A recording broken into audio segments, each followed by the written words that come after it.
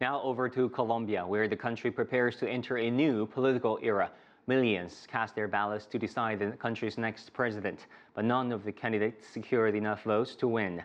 Now the top two candidates appear to be heading towards a second round. CGTN's Toby Muse is right now in Bogota. Toby, what do the early results show?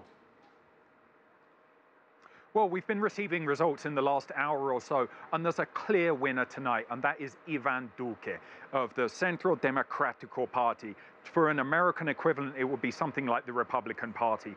He's won 39% of the vote, 7.5 million votes. Now, he goes through to a second round of voting where he will face off with today's second winner, Petro, who took in around 25% of the vote, 4.8 million votes. It's been a bruising campaign, and it reflects a kind of anger amongst much of the Colombian populace that they've really gravitated towards the two most extreme candidates, the most right-wing and the most left-wing candidate. And the Colombians, when you speak to them, say the overwhelming majority say that the country is on the wrong track. The economy isn't growing quick enough. Corruption's rampant. And these results reflect quite an angry population. As we say, they go through to the second round of voting. That will be in June 17th.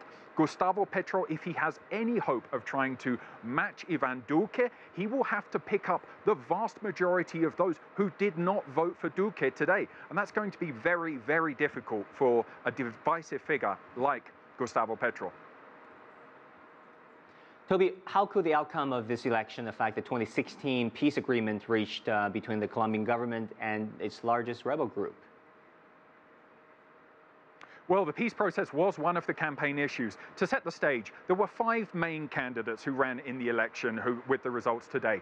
4 of them basically support the peace process. There was only one, and that's Duque, who wants to see substantial changes to the peace process. He wants to see the top leadership of the FARC spend between 5 and 8 years in prison for any crimes they committed during the country's civil war. He wants to see the FARC barred from running for political office. The FARC deliberately changed from an armed group into a political party. That was one of their conditions for this peace process.